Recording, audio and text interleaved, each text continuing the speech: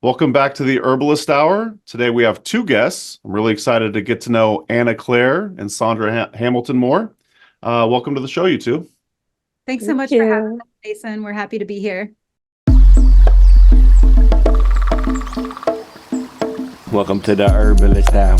This is where community gather, merging the power of people and the flowers, the sweet and the bitter to the salty, the sour. Umami, it's time for the Herbalist Hour.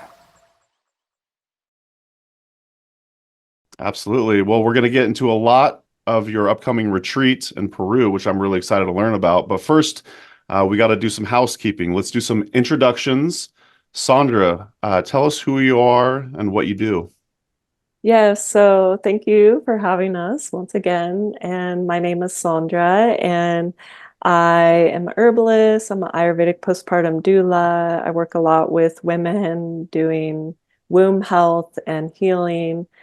And um, I just do a lot of things. So to try and keep it short, I that's what I really focus on is women's health and womb care and helping the mama, the new mama go through that rites of passage after she gives birth. So really honoring that with some rituals that I do with that, different rituals I do in the rites of passage for the mom and the baby and the father. And then I make herbal medicine and then we lead retreats to Peru. And so the last 4 years I've been living in out of the US in Peru, and I lived a little while in Guatemala. And for me, my intention of living abroad was to really, really, really, really connect in with indigenous cultures. Like for me, that's very important on my path, is that's what I yearn for. And I've gained a lot of wisdom just by sitting next to an elder, and there may not even be any communication because they speak a indigenous language, but just by sitting there and feeling them and observing them, it's like almost like you get transmissions. It's just really powerful. And so when I moved to Peru, my whole intention was to really work with all the inanimate objects. So to really deepen with the mountain spirits. And we can go more into that. But I was called to come back to the US to really just share more of my gifts because it was a little harder it's not so much needed there. It is needed there, but when you live amongst a culture that already lives that way, it's already so embedded in the culture. I just felt it's really needed here in the Western world. And so I'm trying to just really put my wisdom into use here on the land that I was born in the Western world. So That's so cool. And as I was telling you pre-call, I was like, shoot, I got to have Anna Claire and Sondra on the show separately just to learn even more about both of your stories, because I'm sure you have so much to share. And yeah, that's so cool, Sondra. Thank you for sharing all that. I do want to plug your website too. It looks like it's oshamaizeherbal.com. Is that right? yes. Right, sweet. Well, as per usual, we'll leave links in the podcast show notes and the YouTube description, etc. But how about you, Anna Claire? Yeah, thank you, Mason. So I am also an herbalist. I'm a clinically trained herbalist with the Blue Ridge School of Herbal Medicine here outside of Asheville, North Carolina. And just like Sandra, I wear many hats in the herbal world and in life. So I do see clients one-on-one. I offer consultations. For a number of years now, I have been making my own herbal products, most specifically digestive bitters and herbal tea formulations. But I recently just kind of put that on the back burner as my offerings and focus have continued to grow in my herbal journey. So definitely a big focus right now is the retreats that we lead, which are primarily in Peru. We do those annually, and obviously we're going to talk a lot more about that. We do occasionally also offer women's retreats in Costa Rica, and then I also offer some classes around the Asheville area.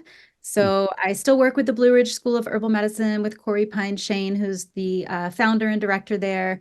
And I teach classes for the school, and then I teach classes around town. So I work with some other colleagues and friends of mine in the herbal world and other healing arts. So I work with a friend of mine, Kelly Michaud, and we do sips and sounds. It's really beautiful studio space out in Marshall, and we usually do that quarterly, but people are asking for a lot more. So she has a really beautiful practice with sound healing, crystal sound bowls, and all other sorts of sound healing instruments. And she's a massage therapist. So we work together, and we start with like a really nice meditation, and I offer herbal tea blends that are sort of themed and suited to the occasion. A lot of times it's the cross quarters of the year with equinox and solstices and things like that. So definitely starting to get a little bit more out into the world, particularly in the Asheville area if I'm not in Peru. And definitely I'm always going to be making herbal products for family, for friends, for my community, and for clients, but I'm just not offering them in the retail stores or online anymore at the moment. So remains to be seen. It's ever evolving and unfolding. And your website's Dancing Sage Wellness, which is where you could actually register for this upcoming retreat in Peru, which we're going to talk about. Also pre-call, Sandra was guessing where I lived, and she said, "Do you live in Asheville?" Is that right, Sandra? And I'm like, Yeah. Asheville is really like the hotbed for herbalism, I would say. I'm from Eugene, Oregon. I live in Wisconsin now, but Eugene's also kind of a hotbed. But really, yeah, Asheville has it going on, that's for sure. And I'll say this: Corey Pinechain is going to be on the show in a couple months here, so I'm super excited to interview him. He was one of the first herbalism classes I took when I really started delving into herbalism. He came out and visited Eugene, and I was able to take a class with him. So really excited to get to know him more. But I don't know who wants to take this on. I always love hearing origin stories. So whichever of you want to tell us the story of how you two met, I'd be curious. Yeah, well, it's actually a perfect segue. As we're talking about the Blue Ridge School and Corey Pine, Sandra and I actually met through the Blue Ridge School. Oh, okay. So we met in 2014, and we had both been accepted as apprentices in the program. So we signed on not only to be in class 2 full days a week, but also to show up another 2 full days a week to apprentice to Corey Pine and to the school. So we were there from like 9 to 6, 4 days a week for, 8 months, 9 months, something like that. And Sandra had just moved to the area. I had moved to the area like a month before, and we just hit it off immediately, became fast friends and herbal sisters. And she didn't have a car, so I was like giving her rides to class every morning. So we became close really quickly. And as we, Sandra's moved a little bit since then, and we really reconnected in recent years. We always kind of stayed connected, but we reconnected really around Peru because we both had formed such a deep connection there over the years. And so we came together and both realized that we had this shared vision, that we didn't realize was shared, but we both had a vision for sharing our love for the culture and the connections that we had been cultivating in Peru. And neither one of us wanted to do it alone. So we decided to join forces. I don't know if there's anything you want to add to that, Sandra, but that's like the short version. Yeah, I'll just add a little so I had done a very plant spirit-based program before Corey Pines, and then I was just so hungry for I just need more. I want more. I was so hungry for everything herbal related. And when I got accepted, I think there was 3 or 4 other apprentices, and we just clicked immediately because we kind of had the mama energy. We were a little older. We're the caretakers. We're the caretakers of the other apprentices. We kept everything in order.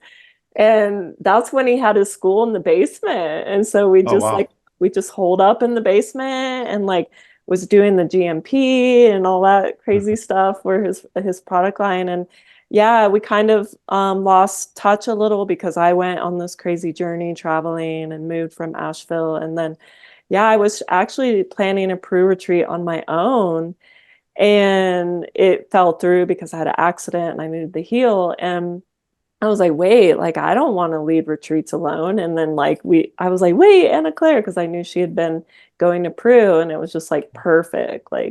But the funny thing is that we planned our first retreat and it was scheduled to take place during the pandemic. So Oh, that wow. was like, we've had so many like tests. And, I had an elder tell me the other day, it was like, when you just see and something's supposed to come into fruition, you just have to persevere. And there's going to be so many tests and we've had a lot of tests. We've almost put it down several times. And we're at a point now where like, oh, okay, I think it's going.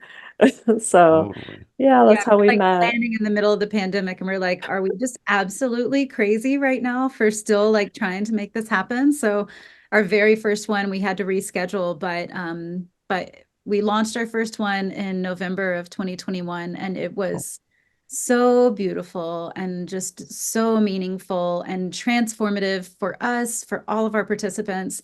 And so we knew there was a reason for it all coming together, and that we needed to just stay the course and trust, that things would align as they were supposed to. So we're really grateful that it did and that it continues to.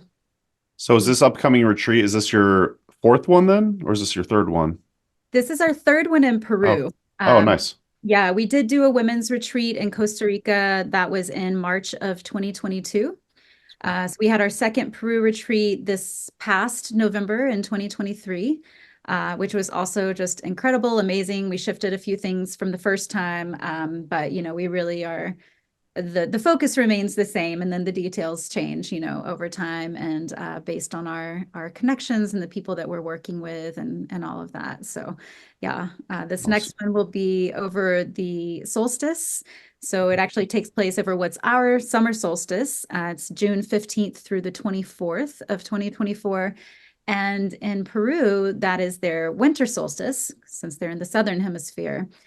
But as a culture that is very much connected to the sun, as maybe what some would say is kind of a deity, but also just an element, a really powerful elemental power in their cosmovision and in their cultural beliefs and ancestry. It's a really, really special time to be in Peru because there's so many festivals and rituals and practices and fiestas and everything else that take place in that time. So we're really excited to be there and to be hosting a group there during this kind of penultimate time of the year in Peru. I love the word penultimate. That's second to last. Okay.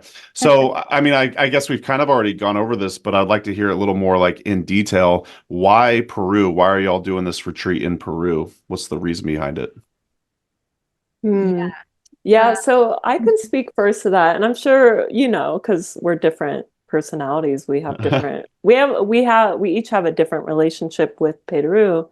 But I started going to Peru the first time when I was 27, and then I would come back to the US and it was just like I was hooked. Like I was hooked. It was like a soul home. And so I just kept going back, and I was always like, I want to explore other areas of South America. And then that just never happened. I just kept going back to Peru, back to Peru.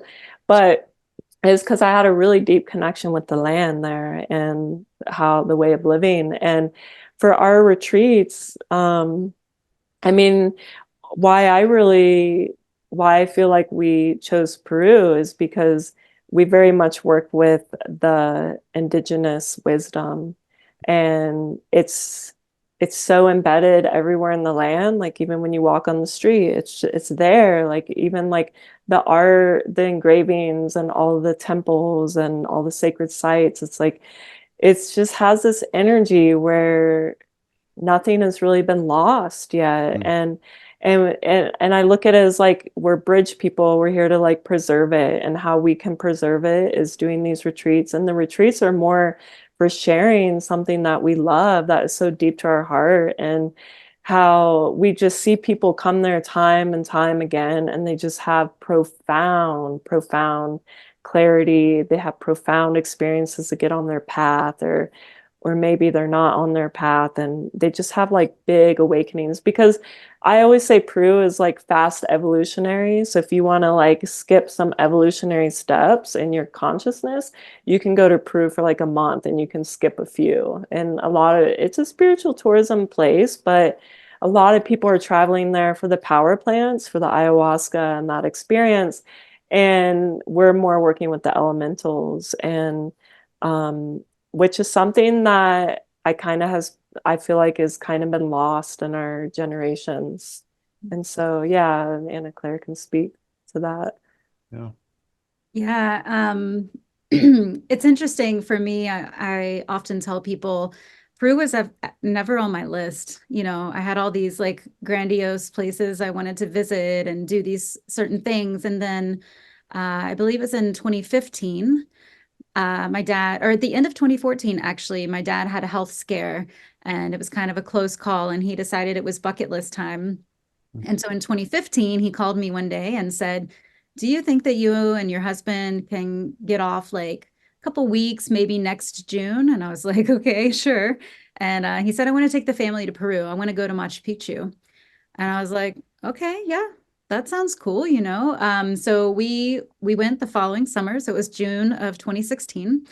And we went with a big tour group, you know, of a bunch of people we didn't know. It was like maybe 20, 25 people in our group. We had a big bus and we hit all the hot spots. You know, we went to Lima, we went to see the Nazca lines, we went to Paracas, we went to Lake Titicaca, we did Cusco and Machu Picchu and the Sacred Valley. And it was amazing. And the thing that really really came through for me when I was there was that we had all these places we were visiting, but it felt rushed to me because we were trying to do so much in like 11 days, you know? And so my husband and I immediately, we were like, there's something really, really special here. And we need to come back and we need to dig in and we need to learn more. We need to connect. We need to really connect. So it was like 8 months later, we came back to Peru and just took a week. We didn't have any plans or any intentions. We just wanted to connect. That was our main intention. So we went back to this really small village called Ollantaytambo, which is kind of the gateway to Machu Picchu. It's where the train station is, where people get on the train to then go to the town at the base of Machu Picchu, which is Aguas Calientes. And we just stayed there for 8 days. I mean, we didn't have that much time to spend, but we knew we wanted to be there. And so just like Sandra said, if I could use that same word, I was hooked. And I just knew that I wanted to keep coming back for as long as I could, as long as it made sense, as long as it continued to align. And the more times I go, so ever since then, I've been going yearly, of course, with the exception of 2020. But I made up for it the next year and went like twice within 3 months of each other. So I just, made sure I got my time in.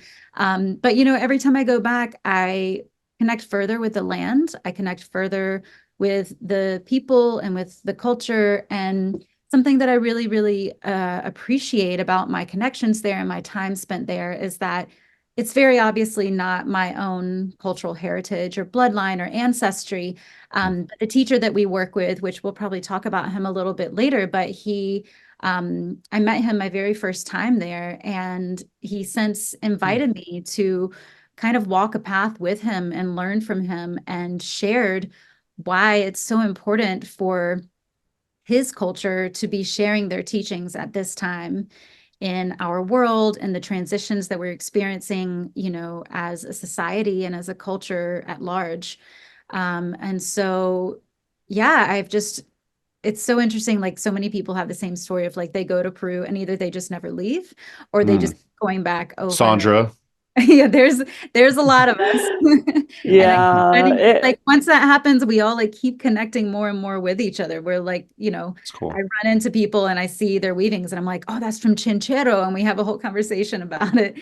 So Sandra and I just both had this really profound connection. I mean, like she said, also, it's a soul home for both of us. It's a place that every time, I have an opportunity to travel or go somewhere, I'm like, I'm just going to go back to Peru. Right. More work to do there. There's more that I want to connect with. And I think one of the really amazing things about it is that even if you just go to Peru because you want to go to Machu Picchu, it's such a powerful place. And so many of these temples and sites have such a long-standing connection with the people and with the culture that you can't help but feel it. Even if that's just not like your proclivity, like you can't help but feel it. And so for us, we didn't call each other and say, hey, let's lead retreats. That'd be a cool thing.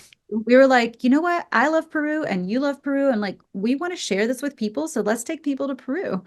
So that's, yeah, it just kind of came together in that way.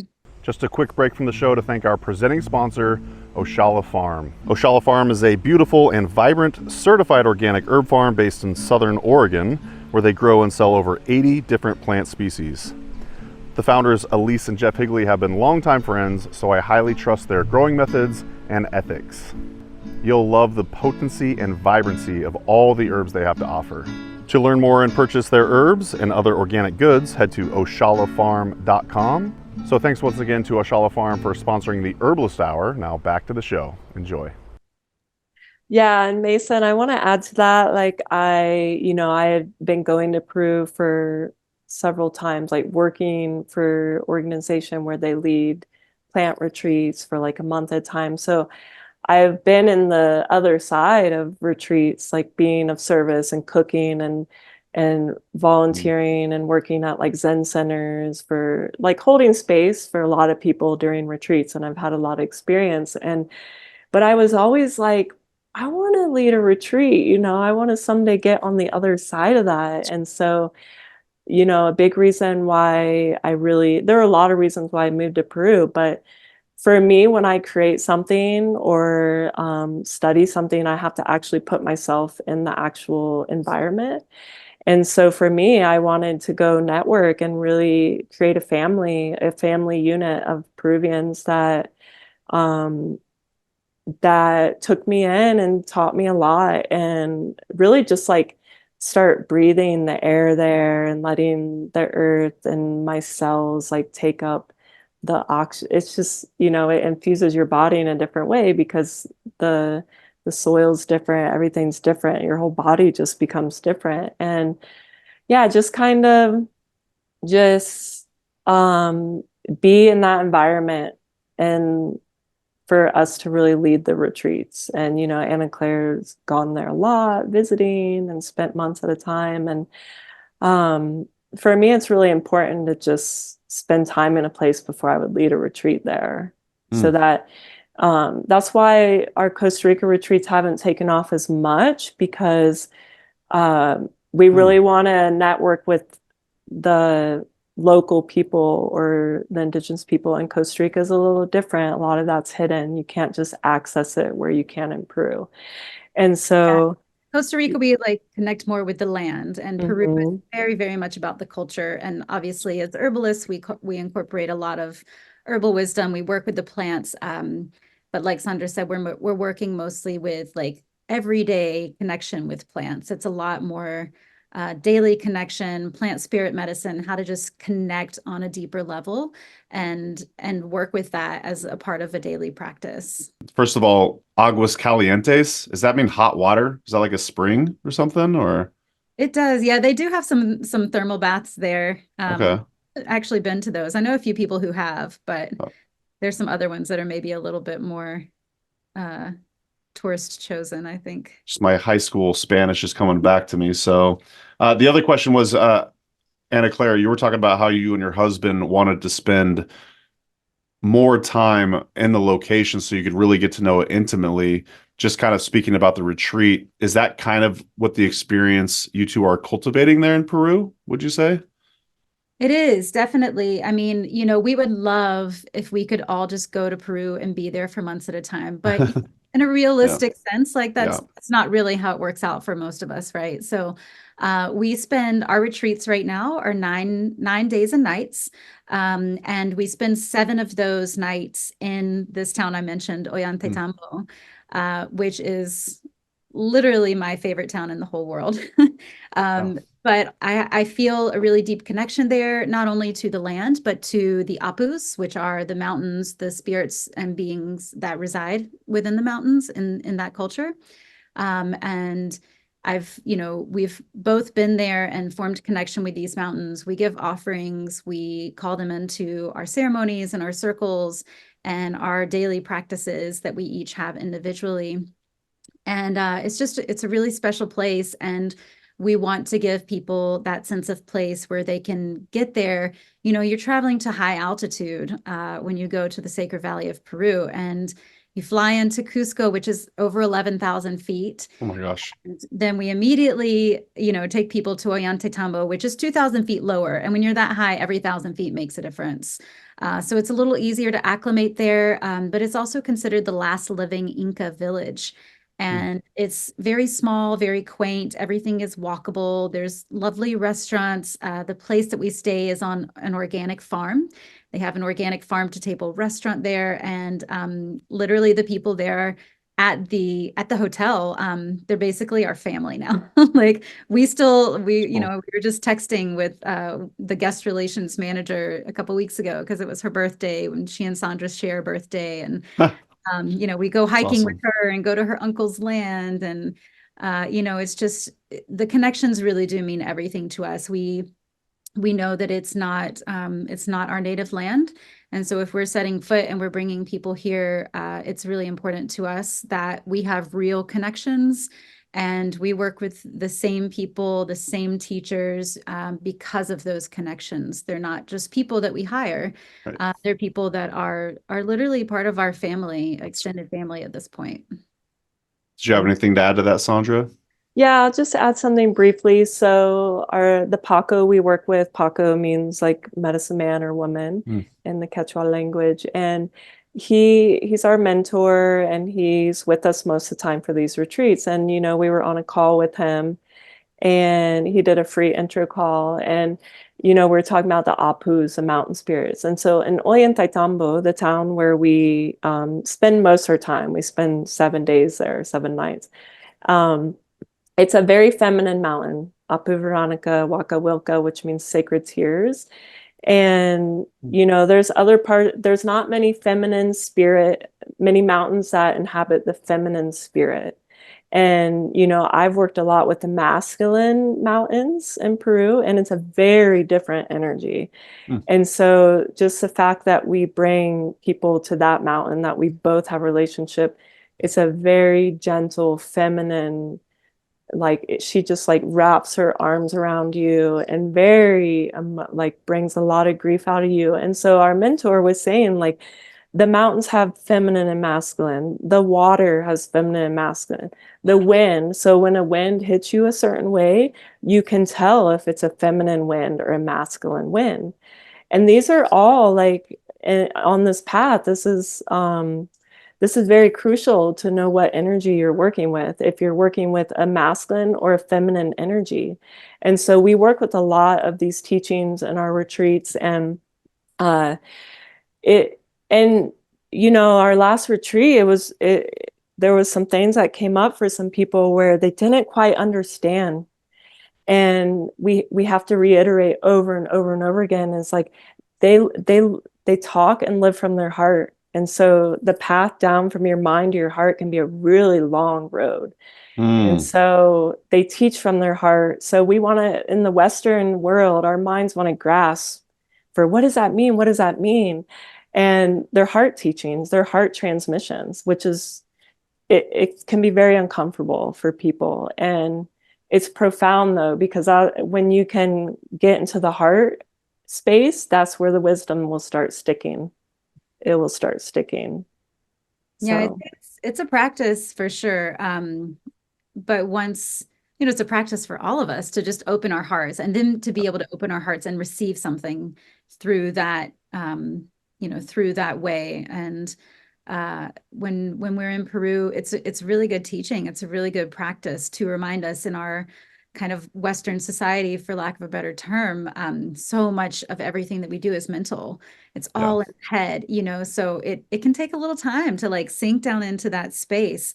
But it's a really beautiful thing when we can. And even if it is a challenge at times, just to be there and be open to the possibility of that. We have found with the people that we work with the participants who join us, it really opens so many doors and creates so many opportunities. And it's a really beautiful thing to witness. I'm also suspecting that there's going to be less cell phone usage on these trips too. What's the relationship to technology during this retreat? Yes, we do have access to internet at the places we stay, but we're out we're doing our ceremonies out in nature, and we're gone most of the day. So it's beautiful because there's no phone usage, there's no distractions. There's really no distractions. If you go on the top of the mountain and you can easily get into nature, there's nothing that's going to distract you except for your mind, right? Like there's no grasping for the phone. And I feel that there is a little bit of digital detox that happens during these retreats, because people really just sink in, and they're not, it's like they almost forget that they have a phone. They're like, oh yeah, I should message this person, so. And when you can get in that space, that's where a lot of your road can start opening. Yeah, I'm just picturing like the feminine and masculine winds. I'm like, I wonder if I could get on that level. And I'm like, I bet I could, presuming I get rid of my phone, I really start to pay attention and listen to the teacher and everything. But were you going to say something, Anna Claire? I was just going to echo what Sandra was saying a little bit, and that, there's definitely connectivity. Like people aren't going to not be able to reach home or anything. Right. Like have Wi-Fi at the hotel and things like that. But certainly, when we are in ceremony space, we do ask that phones are put away. Yeah. And of course, unless you pay for an international plan, you're not going to have service without Wi-Fi anyway. So it's a nice opportunity to just kind of have that tether when you need it, or if you need to connect with people at home and that kind of thing. But otherwise, to just kind of put that down and turn your focus elsewhere. Absolutely. And then bring it back with you home, because this is probably a good time to like shift kind of some behavior. Who are you looking to bring on this trip? Who would be like an ideal candidate to take with you on this retreat? Yeah, I think it's a really great question. Who is really meant to be on a trip like this? And the first thing I would say is that if it's something that you hear and there's some part of you that feels sparked, whether it's a little bit of excitement, whether it's a little bit of anxiety, whether it's a curiosity, listen to that, maybe follow that thread. What does that mean? Because if there's something about it that feels intriguing in any way, to me, that's a sign, it's a sign that there's more to explore. But on a more practical level, I would say anyone who's interested in going to Peru and interested in being sort of off the beaten path, because we don't really do the touristy things. We do offer a trip to Machu Picchu before the retreat begins, but it's not part of our actual retreat. We connect people with a dear friend of ours, Valerio, and he has basically his own spiritual tour agency in Peru. He's Peruvian. He's from outside of Cusco, and we connect people with him. And if they want to go to Machu Picchu, they can go with him a day ahead of time, just for a day trip. So people who want to be off the beaten path, who want to have a real connected experience, who want to connect with the culture, definitely people who are interested in plants and herbal remedies and plant medicines. I would say, one of the big pieces of being a part of this is to have some level of openness.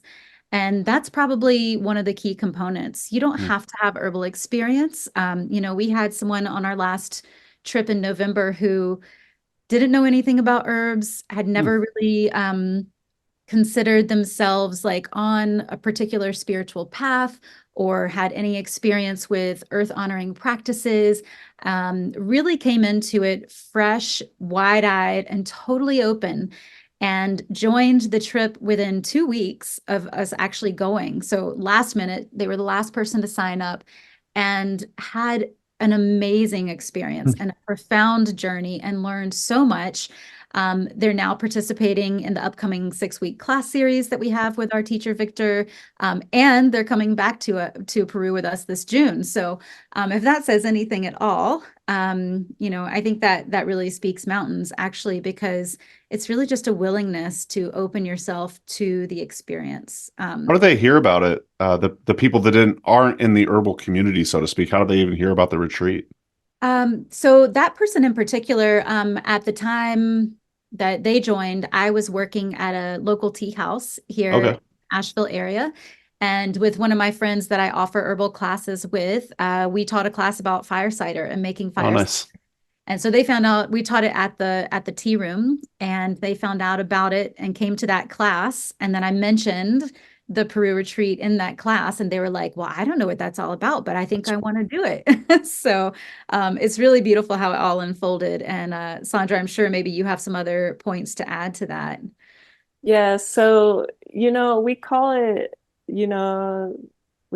inner alchemy, plants and practices of Peru. And I like that title that we've created because it's our inner alchemy that we have to forge, and the merging of the plants and this Andean wisdom, which is all elemental spirituality, to be honest. You could have a totally different spiritual path, or maybe you don't even have a spiritual path, but it's the elementals. Like, what's your relationship with the elementals? What's your relationship with the fire?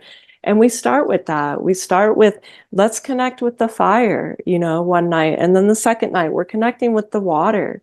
What's your relationship with the water, with the air? What's your relationship with Pachamama, the earth? And this is very crucial. And if we're disconnected, especially if we're disconnected from the earth, um, it creates a lot of confusion in our path and our bodies. And I like how we plan our retreats is that it could be open to anyone, to be honest. It could be open to somebody who doesn't know anything about plants, because maybe they want to work more with the elementals and the earth-based practices, or maybe someone signs up because they want to work more with the plants. So, and it's really beautiful to see when we get a group of people which direction they're gravitating towards.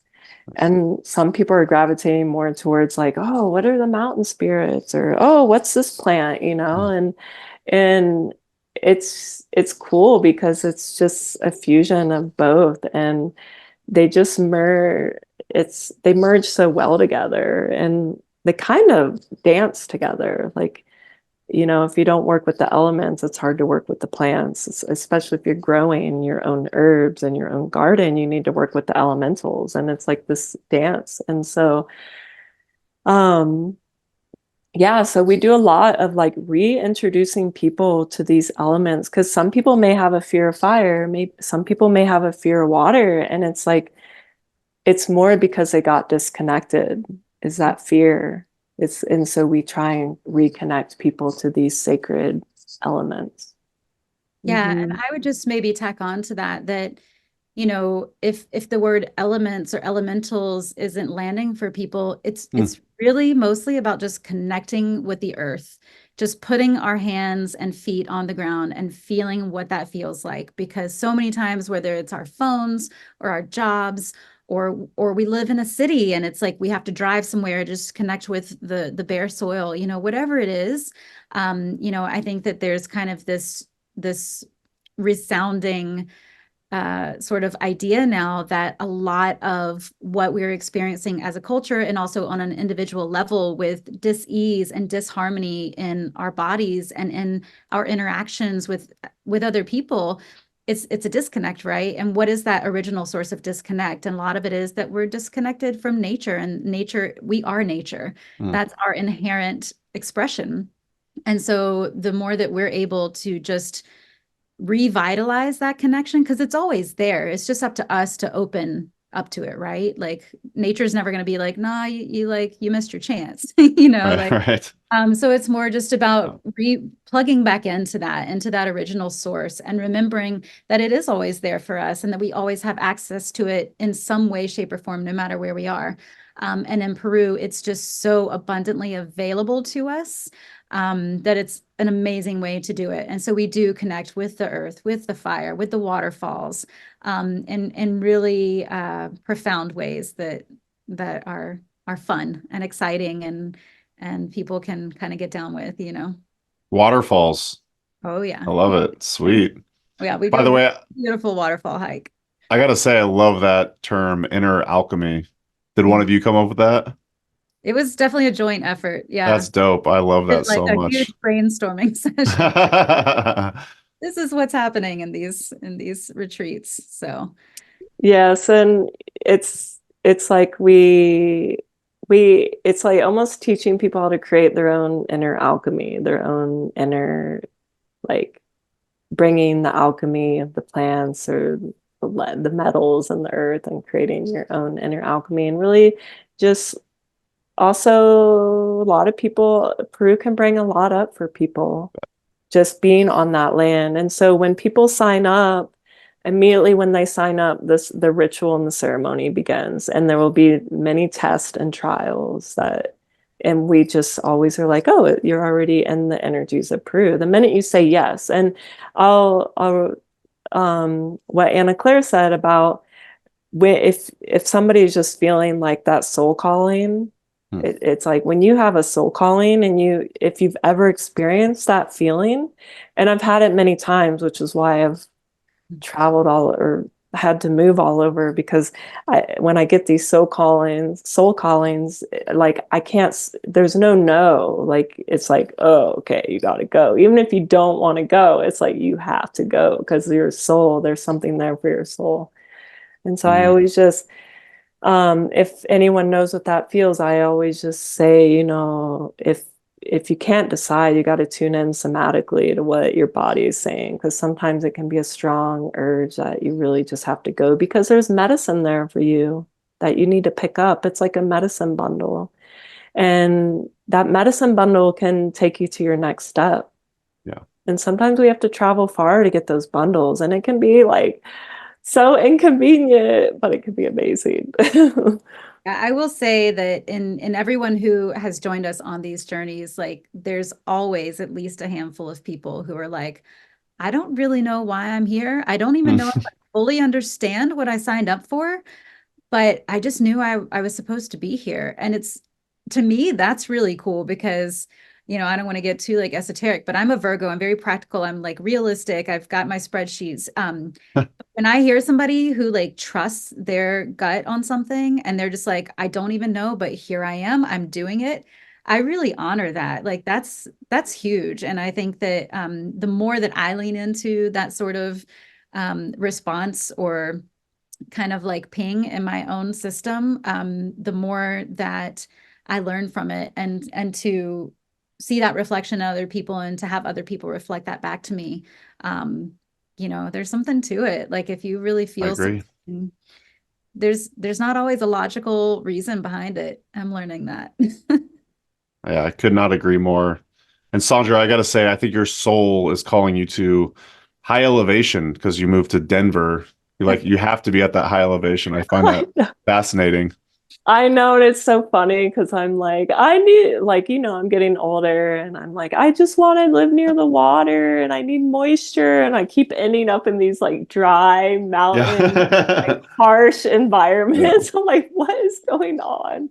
But yeah, I like the elevation. Well, let's talk about some of the plants that we might see on this trip. I'd also be curious if you could talk about the sacred Mapacho, if I'm getting that right, tobacco ceremony. So can we talk about some of the plants for all those herbalists out there, if they might be interested in this retreat? Maybe what plants are you going to see on these hikes? And then I'd love to hear about the tobacco ceremony too. Yeah, I might start with like two of my like favorite plants in Peru and then let Sandra kind of riff off of that. And then we can talk a little bit about the Mapacho experience. That'd be great. Definitely like the first two herbs that pop into my mind that are really specific to the areas that we're going to be in. There is an Andean mint called Munya. And it's in the mint family. And I believe that the botanical name is oh shoot, I just had it. Is it a mentha? It's a Mentha stachys mollis, I think. I've tried to find it here in the States and I can't find it anywhere. But to me, so it definitely has a lot of the qualities of so many other mints. But also it's a wild mint and it sounds kind of funny, but it has this like gamey quality to it. Like you taste it and it's a wild herb. Like it's not a cultivated plant. And it's really special. I'm not somebody who usually tends toward like peppermint or spearmint. They're fine in formulations, but they're not my go-tos. But every time I go to Peru, I bring back like bags and bags of muña. cool. And definitely part of that is like, it just reminds me of my connection. And it's like a way for me to keep Peru connected to my own daily practices. When I come back, I always bring something back from the land, and it's usually muña and some of the salts from the land and things like that. But it's also really ubiquitous in that any hotel you stay at, they always have muña tea. And generally, it's just the dried herb. You'll see tea bags in a lot of places too, but the places that we stay, you usually just get like the dried stems and leaves of muña, and you just put them right into your hot water. And a lot of times it's also served with coca, the sacred coca leaf, which coca could be like a whole other conversation in and of Totally. itself. But it's a really sacred plant in the Andes and Quero traditions that we work with in Peru, the coca. And so we definitely work with that on our retreats. We chew the leaves. There's coca tea. People don't have to ingest the coca if it's not something that they're drawn to. But certainly the teacher, the Paco that we work with, Victor, he works with coca as a divination tool. So he does coca leaf readings. We give coca leaves as offerings. We blow our prayers into the coca leaves. There's a lot of ways that coca is incorporated pretty much on a daily basis. The other herb that just immediately came to mind that I wanted to mention is, in this tradition, a lot of times you see it more culinary use, but it's called wakatai.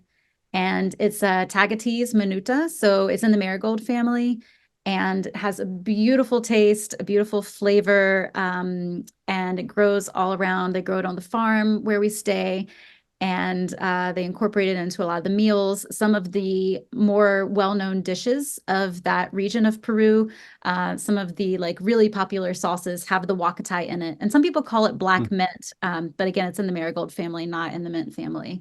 But it's definitely one that we'll eat and drink and pick and smell and you know, all those things.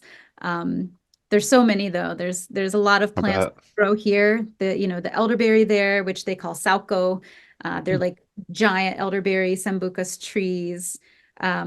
Sandra, what are some other ones that we definitely see a lot of? You want to talk about? So I was going to say sauco, elderberry, and it's really cool because when I've worked with different local herbalists there, they have knowledge that I don't know about the plant, or they use it in a different way. And you know, I was always like, yeah, you know, you use the flower for the allergies, you know, and the berries are more for your immunity. And they never would use the flowers, you know. They're like, oh, really? You know, as a tea. And so I love that, you know, the wisdom I have, I can share with them, and then they use it for a different way. But rue, of course, rue is a very special plant, and it's always very popular in South America and Central America because it's like really, it's the main staple for clearing heavy energies, and they use it in ceremony a lot. So, and it's beautiful because when you go to the market, every woman, mamita or seller has like rue by their at their stand, whatever they're selling, and if they're selling meat or they're selling veggies. And the roux is so that everything stays fresh, so like all through the day, because the meat isn't refrigerated, and the clothes sometimes get a smell, and whatever they're selling. And it's also like helps bring abundance and people to them. So like during the day, you'll see them like hitting their products with like a bundle of roux to like bring that energy, like cleansing. But I have a lot of favorite plants in Peru, but I work a lot with the wild rose there. They call it Hampi Rosa. And it's a different type of rose where they're smaller and they grow wild there, and they're so fragrant. Like they're so fragrant, and they use them for a lot of rituals for like when there's a newborn baby, the grandmother will pick all the wild roses and bring it to the mother, and the baby will bathe for like a week in wild roses. And that's beautiful. It protects them and keeps them protected in their first few moments being born. And but one plant I really love is I would say Ariane. Ariane it's like a shrub and it's in the myrtle family, but the smell of it is so unique. And they make essential oil out of it as well. And Does it grow abundantly? Nice. yeah, and it grows where where we're going to stay in Ollantaytambo, and we use it for our agua frita class, and it has like a smell like myrtle or the laurel. It's from the laurel family, so yeah, it just has like beautiful smell, and yeah. Was that called Adeon? Ariane, yeah. Adeon and the wild rose sound like it's worth the price of admission alone. Yeah. Yeah. The Ariane is almost like, to me, it reminds me of like bay leaf mixed with some sort of citrus or something. Oh, I love bay. Really special. Yeah, we put it in our agua florida mix last time, and it was like, this is what like makes it. It was really nice. Yeah. Accent. Yeah. Did one of you? Sorry, go ahead, Sandra.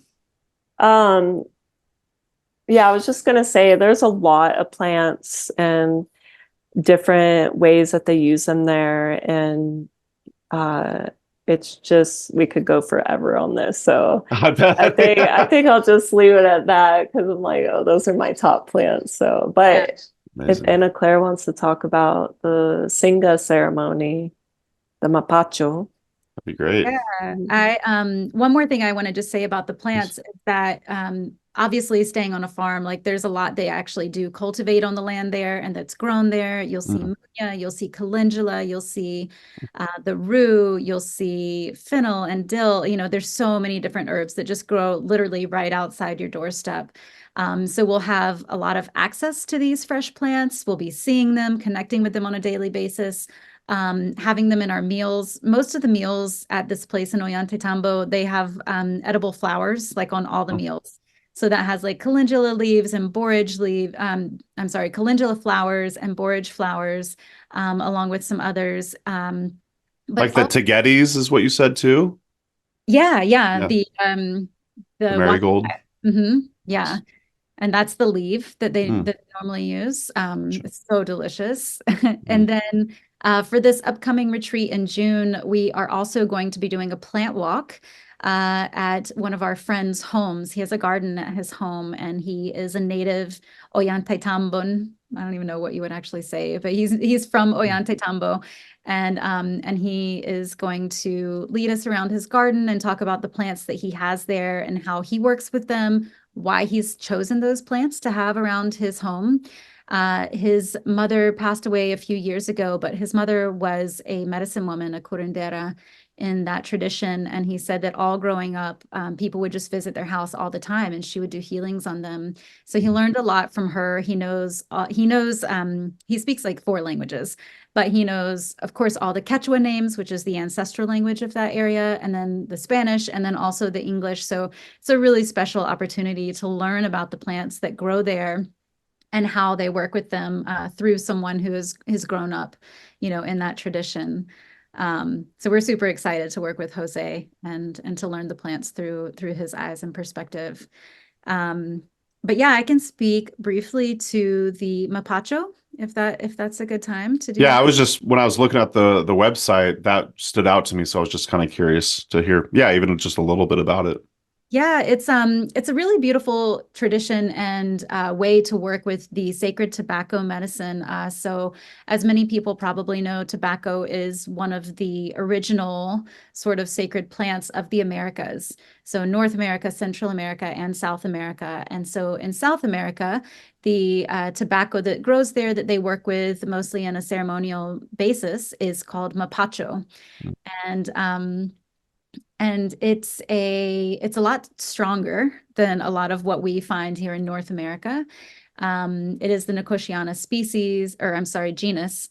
And The way that we work with it is actually in the tradition of the north coast of Peru. And so I was trained in this tradition. It's been probably about 9 years ago now. And so a lot of people ask if it's like hape or something along those lines. And it's very different from hape, which if people aren't familiar with, it's like a powder that's kind of like blown usually through a bone or some other instrument into the nasal cavity. So the way that we work with Mapacho is as a tea. And we make this tea. Sandra and I make it the night before ceremony. We, of course, like sing our songs into it. We use our rattles. We blow the Mapacho smoke into it. We give intentions. Sometimes we also incorporate hydrosols or flower essences, depending upon the energies of the group. And we make it into a tea. And it's pretty dilute. Like the tea itself is not very strong, and we use a very small amount of it. So we put it in, of course, a tincture bottle because we're herbalists. What else would we put it in, Awesome. We put in like a little tincture bottle. And the way that it is delivered is we have these shells. They're actually channeled whelk shells. So they're small shells, usually about 2 to 3, between like 2 and 4 inches. And each time we deliver this Mapacho medicine, it's about 2 droppers full, so about 2 milliliters. And then it's inserted into the nose and goes back down through, and it gets swallowed, but again, it's 2 mils, so it's really not much at all. But the way that we work with it, and in this tradition, it's to really ground, is to ground the spirit, to ground the body, to really forge this connection that we keep talking about with ourselves and with the earth. And the process that we go through, we ground, and then we also we clear any heavy energies, any stagnant energies, what in Peru and Quechua they refer to as hucha. So they don't really look at it as like positive or negative energies. It's just like what's heavy, what's holding you down or holding you back, and how can we lighten that and just kind of help it to move on out so that we can continue on our path in a good way. So we work first to clear those energies after we ground, and then we call in. So we're calling in the pure light energies, the clear energies, the things that we want to call into our life more. And in Peru, this a lot of times one of the words that they use to refer to it is the sami, which is the light energy. So there's like the hucha that we get rid of and the sami that we call in. And so it's a whole ceremony and process. But it's we do it at a particular time in our retreat. So everything, we consult with Victor, our Paco, we consult with the Coca. We look at the astrological goings on of the times that we're there, that we choose to have our retreats. And in all of this, we plan out the order of our ceremonies in a very particular way. So the tobacco, the Mapacho, which is called Singa in Quechua actually means nose, because that's the delivery route for this particular ceremony. But it's at a point in the retreat where it's for grounding, for really grounding in before we move on to some of the other ceremonies and activities that happen in the later days of the retreat. So it's really special. People find it very powerful. I also find, and people have shared with us, that it's a really nice practice for finding your vulnerability and being able to lean into that, because we state these things aloud in front of the group, and we usually go 3 at a time. Sandra and I start, we lead everybody, we walk everyone through, we're rattling the whole time while people are raising the medicine. But it's an opportunity to state what's not serving you and what you want more of in your life. And to be witnessed by that is a very, very powerful thing, to hold space for other people, and then also to allow, yourself to witness other people in those vulnerable moments. Everything's so thoughtful. I love it. That sounds so powerful. What an amazing ceremony. Why don't we shout out Victor, Julian, and Dora? I want to hear more about these folks who are helping with the retreat. Can we kind of go in order and talk about each one and how you know them and everything? Sandra, you want to lead that off? Yeah, so I'll start with Julian. You pronounce Julian, it Julian. of course. Yes, okay. Yeah. Like I said, okay. I took Spanish. I know. Okay, Julian. No, it's okay. Respect. In the US, it would maybe be that. But so Julian, I actually met About 5, 6 years ago, and that's when I got a strong calling. I saw a picture of this mountain in Peru, and when I saw the picture, it was like a soul calling. I was like, oh gosh, are you serious? Here we go. I'm Yeah. like, I have to go to that mountain. And I was like, I have to go to that mountain. Like, okay, I have to go back to Peru. And so I went to the mountain, and I had met this lady. Somehow I met her. I was doing some ceremony with her, and I messaged her and was like, do you know anyone that I could trust to serve me some wachuma while I go up to Asangate? The mountain is called Apu Asangate. And wachuma is a San Pedro sacred cactus medicine. And so she connected me with Julian. And so I messaged Julian, and he actually takes people up to Asangate because there's hot springs up there. And he works with it with people in the hot springs because it drives it deeper into your tissues. And how he works with it, it's a big rebirthing. So you get in the water and you're going through this whole birthing process. Like sometimes you actually feel like you're back in your mother's womb. And any traumas, you're healing that. And he works a lot with women that have been sexually abused in his community because it's actually really common in Peru where women get sexually abused. It's really a problem, right? And so he works with women where he'll take all these women up there and they work with wachuma and work in the hot springs. And so, here I met him, and the minute I met him, I just was like, he was just like a soul brother. Like I felt so safe with him as a woman, and he just held space. He has a very calm, gentle energy. And so, yeah, and then when I moved to Peru, I just kept connecting with him more and would send people to him. And he harvests his own medicine. He makes his own medicine. He studied with the plant, and he, his medicine is really beautiful. And he was always somebody who would always just be like, yeah, keep drinking. And he would give me his medicine.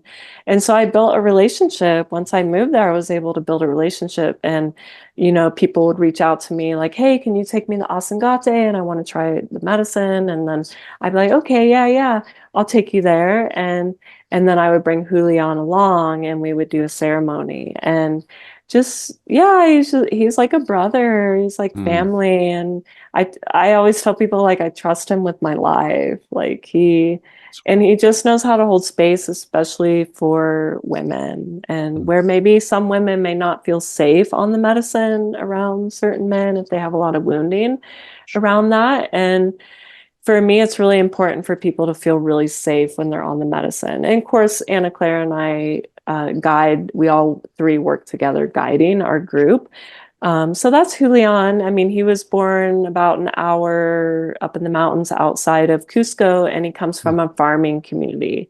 So he grows all his own food. Like farming is embedded in his DNA. Like his family's own has land, and they farm their whole life on like campesinos. And so he has a lot of wisdom, and his wife is from Canada. So he works in tourism. So he also is very educated on like the Western mind, and, or just like, he knows what people come with sometimes, and he's traveled, and he works in tourism. So he speaks Quechua, Spanish, and English. So he speaks 3 languages. And so, yeah, we use him for our Wachuma ceremony, and that's how I met him. And then, yeah. I've never even met Julian. I already love him. Oh, yeah, he's amazing. Sounds awesome. Yeah, he's such a, it's funny because when I first went to Apu Asangate, it's such a powerful mountain. And then I was like, I'm going to go to this mountain and I'm going to drink medicine, which it could have probably been 2 separate trips. But, I'm somebody who just goes straight to the vision. And yeah, the rest was history. I was hooked on that mountain, and I really wanted to collaborate with Julian. And yeah, so Love it. Yeah, Well, just to be clear too, yeah. our Wachuma is not at Alsangate and it's not in the water. So if people heard that and they're like, wow, this sounds really crazy.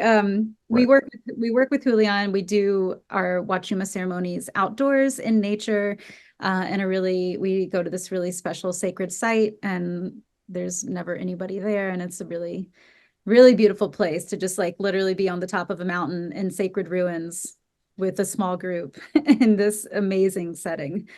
Yeah, Julian is a really, really amazing holder of space. So we're grateful to have him as part of our group. Before we move on to Victor, I guess I have to ask, do you plan on doing this trip for years to come? Is this just going to be like an annual thing, or how do you see that? It's our vision. Okay. Because I'm like, I'm not going this year. I'll just be straight up, but I kind of want to go at some point. Yeah, So maybe count me in 2027. Yeah, I mean, it's our vision to keep them That's cool. going. And Yeah. like Anna Claire said, like every time we end a retreat, we have like a divination, a coca divination with Victor, and we just look at like some dates, and it's always guided us really well. That's cool. And you know, I would like to say it's spirit led. It's like we can't push things if it's not meant to happen. And but yeah, I feel the mountains have our back for sure. They want us to keep doing this. Or like, I feel like they would almost be angry if we don't. Like, oh man, they're gonna like, I'm gonna have to like pay some penance or something to the mountain spirits.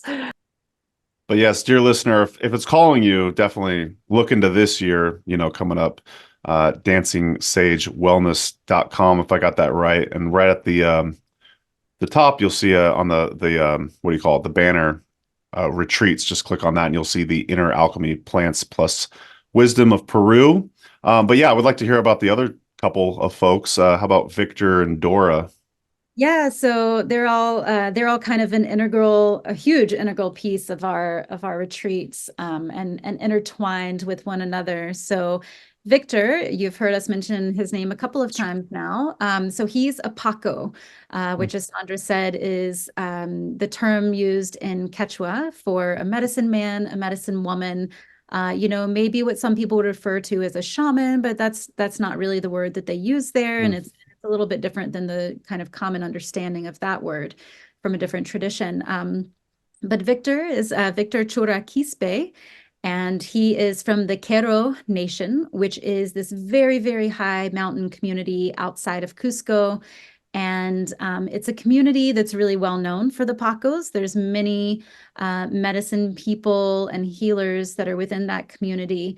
And it's only been, and I don't know the exact number, but I'd say it's maybe been in like the last 50 to 60 years that many people from this community have started to come down from those mountain communities and into Cusco and the Sacred Valley to disseminate their teachings, to share their teachings with the world in a time of great transition.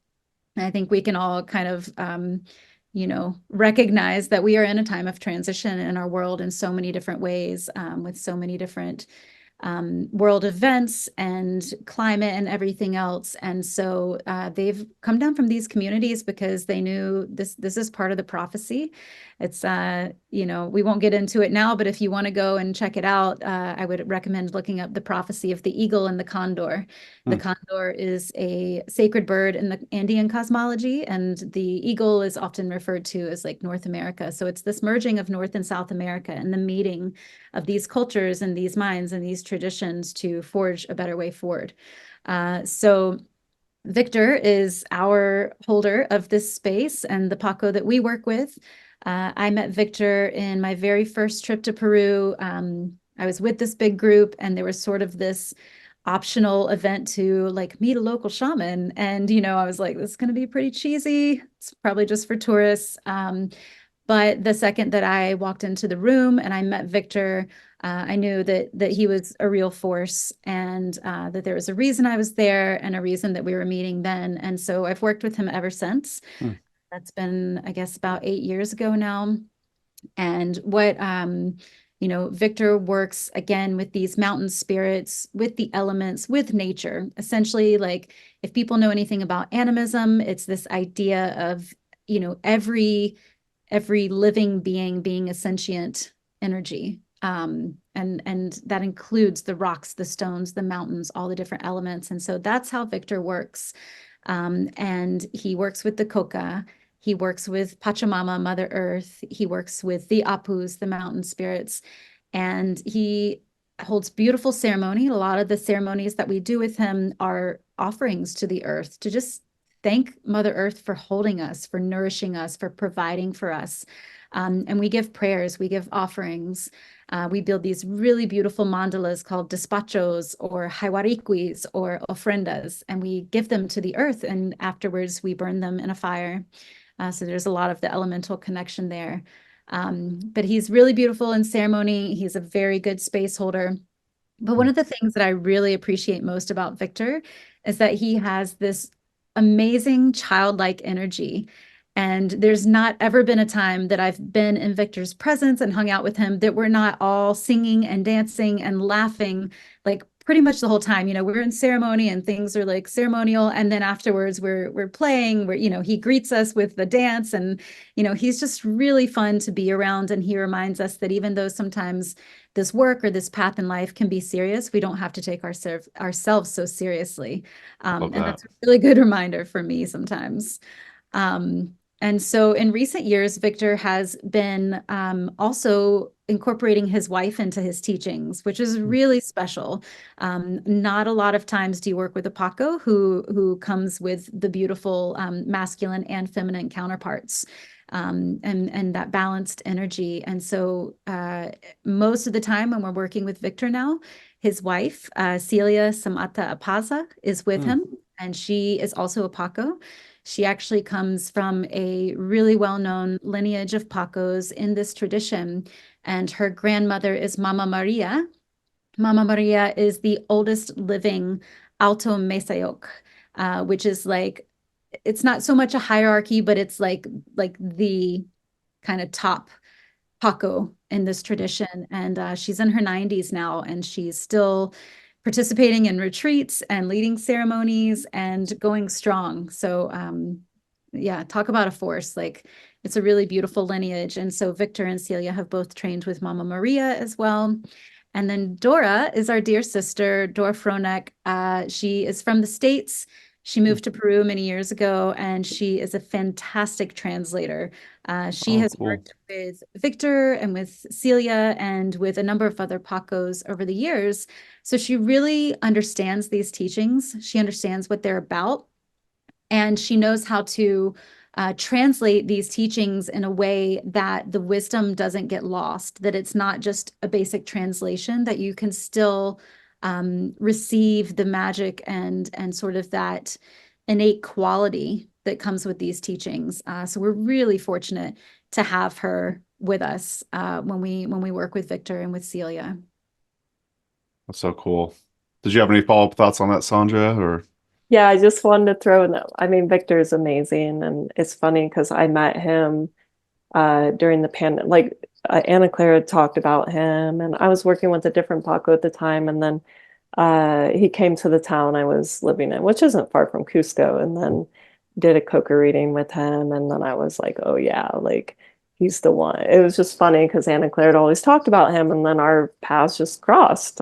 I met him. I didn't have to plan it. It just happened. And then Dora had already known for a little while, but she's from Wisconsin, so I just wanted to throw that out there. woo woo. But she started studying with them, and she knows a lot. She knows a lot. And, it's one thing anyone can, like you can translate. We could hire any other translator, but it wouldn't come off the same way because she studied the wisdom and she knows it. So like it's a different, because she knows a lot of the Quechua words. So it's a different type of translation that needs to happen from sometimes Quechua to English. And then it's because she studied these practices. There has to be a certain energy and tone behind when you translate, opposed to just, it's very good to be able to translate what you're studying. So yeah, she's amazing, and we love her. So Yeah, I would Sound add Dora is definitely a medicine woman in her own right as well. And she's an acupuncturist and Chinese medicine oh, cool. practitioner. So she's really a wealth of knowledge, and she's not solely a translator. She brings so much wisdom and experience to the table. So it's a really nice synergy.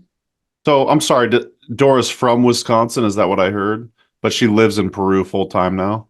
yeah, she moved to Okay, Peru about maybe 5 years ago gotcha. to study deeper with these healing practices, because she used to be in the Native American traditions and be a pipe carrier, and so she doesn't just translate like in Peru. She's treating people and doing acupuncture and massage work, and but yeah, she just left the US and went there and had a call to study with them, and she lived with them. Like when you live with them, that's next level. When you You're live in. with, you're in. When you're living with the Pacos and the indigenous elders, it's like you're learning a lot when you live with them in their home. So Well, yeah, she comes back to Wisconsin.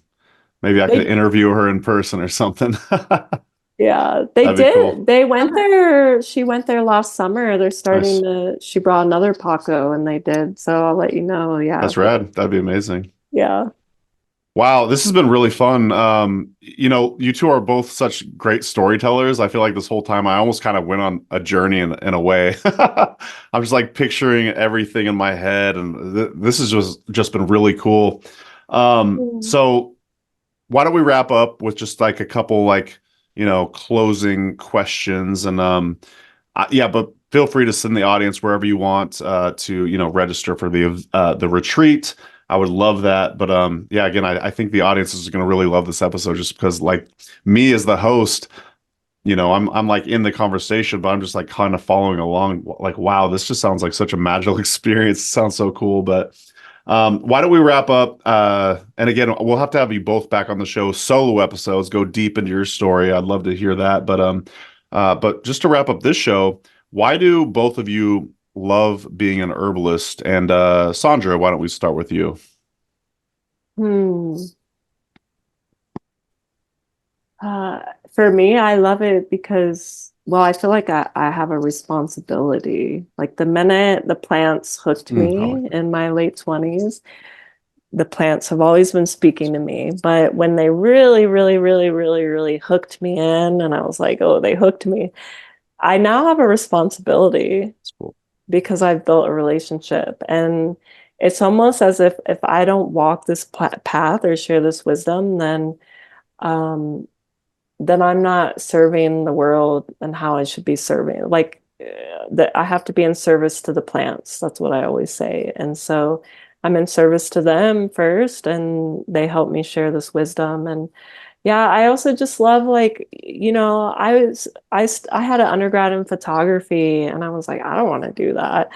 And I was always so scared to like think I could make a career out of like studying the plants. And it's like, well, it's happened, and somehow I've kind of made a career. I mean, I have a lot of other side jobs, but what it did for me is opened all these other doors. Like then I studied Ayurveda, and then I studied in Mexico, the Aztec tradition of like Temazcal, Limpios. And so it just like it just keeps opening all these crazy doors that I would have never imagined when I first signed up for the herb program. Like The herb program. 12 years ago, some I love herb program that I signed up for. that. And it's taken me on a wild journey. I mean, it's really cool when you go to herb school or you meet people in herb programs. Everyone has complete, like, they're having a spiritual experience too. And 100%. a lot of people don't realize, but they are having a spiritual experience as well, because it just opens up Absolutely. different parts of your consciousness. So, yeah. That's what I love. I love all of the different points you laid out. And I just got to like double down on what you said. When I went to Columbine School of Botanical Studies, they don't push it as like a plant spirit medicine course, but afterwards, you're like, holy shit, I just had a spiritual experience. That was amazing. Yes. So Yeah, like people, you get full on awakenings, even if yeah, you go to like a botany type school, right. because you're working with these can't help it. spirits. You're working with spirit. Yeah. So Anna Claire probably has similar experience. Yeah, Anna Claire, you're up next. Yeah, definitely. I came to the plants through my experiences and my interests in kind of what started as working with animals, and then also being surrounded by parents and family members who are in healthcare. So I've always been really interested in health and our well-being, and like what that means and how we show up to that in our lives. But I first kind of really interacted with the natural world, with animals. My degree, I have a bachelor's of science in marine biology. So that career never really took off. I was one of the 5-year-olds that wanted to be a seal doctor and dolphin. And I started down that road, and still love it. It was really challenging to really forge a career in the way that I wanted to with that. But I went through all these different iterations of school and these trainings, and at one point I wanted to be I wanted to like go to, what is the word I'm trying to think of, like medical school, right? I wanted to be a doctor. I wanted to be in emergency medicine. And then I decided that maybe that was a little too much, and maybe I was going to follow in the footsteps of my mom and be a nurse. My dad was a respiratory therapist, and he's retired now. My stepdad like worked in surgery units. So I had all of these people around me that were doing something in healthcare. And so that really spoke to me, just, I think, a lot of times on a subconscious level. But it was also like something that surrounded me in my childhood and growing up. But none of those paths really ever felt quite right. And when I was finishing up my undergraduate degree, I took a course in nutrition as an elective. And I was amazed at everything I was learning about how what we put in our bodies interacts with our bodies on like a physiological level, and also on a mental level, and on an emotional level. And I got really into nutrition. So I then went to graduate school for nutrition. But it kind of turned out the same way. I was like shadowing people in hospitals, and I was like, this is not it. It's still not it. I don't know what it is. Like, I'm really interested in this topic, but the way that I'm experiencing it, it's just not my calling. And then it was a few years later that I even first heard of herbalism. Like at that point in my life, I hadn't even heard of herbalism. And this was like in my mid to late 20s. And I first started hearing these little tidbits about herbalism and plant medicines. And then there was like, new co-ops and herbal or like grocery stores that had herbs around me. And I started just experimenting on my own and discovered that this was a thing. It was like a path and a trajectory that I could take. So the rest is history. I went to the Blue Ridge School. I did that initial program where I met Sandra.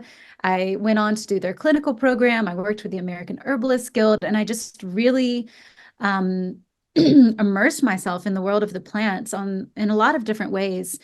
And it's just something that I know will always be a part of my life now. I've had a lot of different jobs. I've done a lot of different things, but this is something that is innately part of me, and I feel so connected to it. And the more I discover on this path, the more I want to discover, the more I want to learn.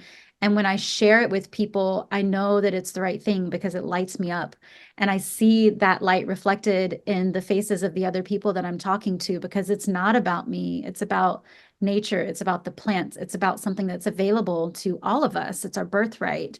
And what I really love about it is, like Sandra said, it does feel like a responsibility. This wisdom has been shared with us, and now we're the bearers of the torches to like march along and share this with other people, anyone who's open and interested. But one of the things that I really love about herbal medicine and the plant path is how empowering it can be to just have this wisdom that's been around through so many different cultures, through so many different time periods, and to know that it doesn't go away. Like, it's always there, and we have access to this, and we can be empowered to connect on a deeper level and to heal ourselves from within by forging deeper connections with the plants and with the world around us. And that to me is so inspiring. And it just like really excites me. It moves me on so many levels. that's why I like love being an herbalist. Yeah. Yeah, I resonated with so much of that. That was beautiful. Thank you so much for sharing. Wow, I was gonna say let's end there. That was a mic drop. I love it. But why don't you either of you or both of you, make a send folks to where you want to send them to register and kind of just any closing thoughts about the retreat, etc. I do want to mention we have a 6-class series that starts February 20th, but it's going to go until April, but you can sign up for individual classes. But Victor's going to be teaching online, nice. and we're learning about their practices, carrying a mesa, what are these sacred stones, what is the coca plant, and all that information you can sign up on Anna Claire's website, dancingsagewellness.com. And we're starting an IU. IU means community. We're starting like a community, and the community is going to grow and grow. And it's like the eagle and the condor merging. So it's like a school that we're creating. And Victor and his wife Celia are teaching, and then Dora helps with the translation. And we're all just, if people are kind of like, oh, what's this retreat thing? Then they can actually meet Victor through Zoom and feel, sometimes you want to feel people's energy out. And we do a free 30-minute call for people if they feel they're interested, just so they can feel us out and see if they want to be in Peru with us. And so all that can be found, the retreat, on dancingsagewellness.com. And this little school we're creating is a good way for people to dip their toes in and see if they do want to come to Peru. So yeah, that's a great idea. Mm-hmm. Yeah, I just wanted to say that we do have the recordings available. So, if this comes out after the fact, or if people listen after the fact, even if it's over, like Sandra said, it goes through April 30th. Okay. But we have the recordings for all of the classes. And so you can sign up for each class individually, and you can always, retrospectively listen and watch the videos from previous classes, if that's something that is of interest. And so they're all available. You can connect in. The group that's forming is, it's really lovely to see it all coming together. And it's just really special for us with the connections that we have and that we want to continue to cultivate. I just get so excited when we host these classes. We did this free intro class last week, and it's just like we see Victor there, and immediately he's like smiling and waving his hand, but he just lights up on the call. And it's just really special to feel that energy and to be able to connect with it, even from here in North Carolina, or from where Sandra is in Colorado, or wherever you are in the world. It's these are really nice ways to just kind of start to learn about the teachings without having to make the huge commitment of going to Peru. So there's options, And remind me again, are these classes available on Dancing Sage Wellness? Is that where they are? Yes. Okay, awesome. All links will be in the podcast show notes. Was there something else you were going to say, Anna Claire? No, that's really it. Those are the two main things that Sandra and I have coming up, these classes online, and then the retreat in June. We do still have some spaces available for the retreat. So we'd love to have anyone that feels that call join us. You two are awesome. This has been so much fun. And like I said, I just felt I went on a journny with you two. So that was amazing. Thank you. Yeah. Thank you, Mason. It's really an honor to absolutely. Yeah, I'm just grateful that you're doing this podcast, and it's fun asking us to be on here, and we'll be in touch. Yeah. That'd be amazing. And like I said, we'll get both of you back on the show for little solo deep dives. But with that, we'll wrap it up and say goodbye. Thanks y'all for listening. Thanks to Amanda for editing, and we'll see you next time. Okay. Bye. Bye, everybody. You. Yeah, thank you. Thanks so much for watching today's episode of the Herbalist Hour. If you enjoyed it, please give it a thumbs up. And if you want more great herbal content, be sure to subscribe to our HerbRally YouTube channel. If you enjoy these Herbalist Hour episodes and you'd like to join us live, you can do so by becoming an HerbRally Schoolhouse member. Learn more at herbrally.com/schoolhouse. And if you want to get your first 30 days for free, use coupon code YouTube30 at checkout. So our HerbRally Schoolhouse members get access to exclusive video classes, monographs, and a lot more herbal community discounts, along with joining these live Herbalist Hour interviews. So one more time, herbrally.com/schoolhouse, enter coupon code YouTube30 at checkout to get your first 30 days for free. All right, we'll see you in the next episode, and take care.